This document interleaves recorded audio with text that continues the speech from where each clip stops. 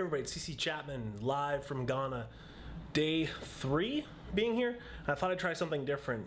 This is going to have to be short because I don't have a tripod, so I'm hand holding my 5D. Today we went to this amazing hospital where we get to see how they diagnose and treat and counsel HIV positive men and women.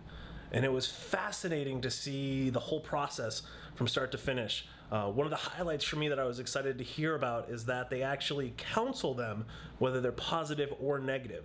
So if they're HIV negative, they take the time to counsel them on how to live a healthy life. So it's not just sick people they're dealing with. They're dealing with men and women who they get tested and to make sure they don't ever get positive, which I think is such a huge part that I guess people forget about. I kind of forgot about that, and it was good to hear about.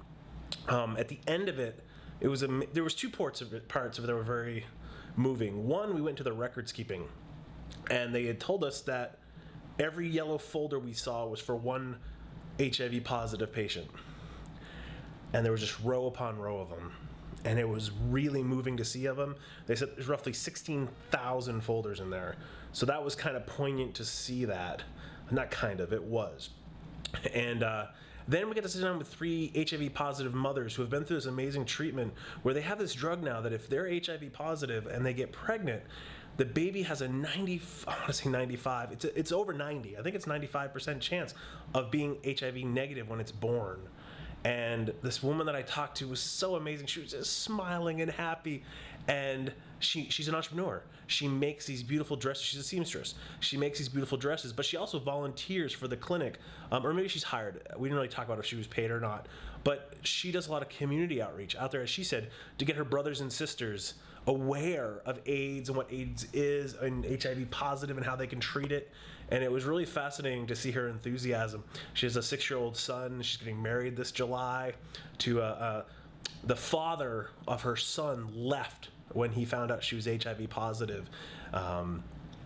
But her new husband that she's marrying in July, she met at the clinic. He's also HIV positive. And they're getting married, and she's so happy and so full of life. And I've got pictures and audio that I'll be sharing. Or actually, I already shared the audio, so I'll link to it whenever I post this. I haven't heard it. I just did a little SoundCloud with her. So I'm very, very excited. Unfortunately, the World Malaria Day event kind of got rained out and kind of delayed. It's still happening, but most of us didn't end up going to it. So I'm back in the hotel now, trying to catch up on some writing, photography. Of course, the internet finally went down. I don't know if it had something to do with the rain, perhaps. It was quite the downpour. But everything in Ghana, it's funny.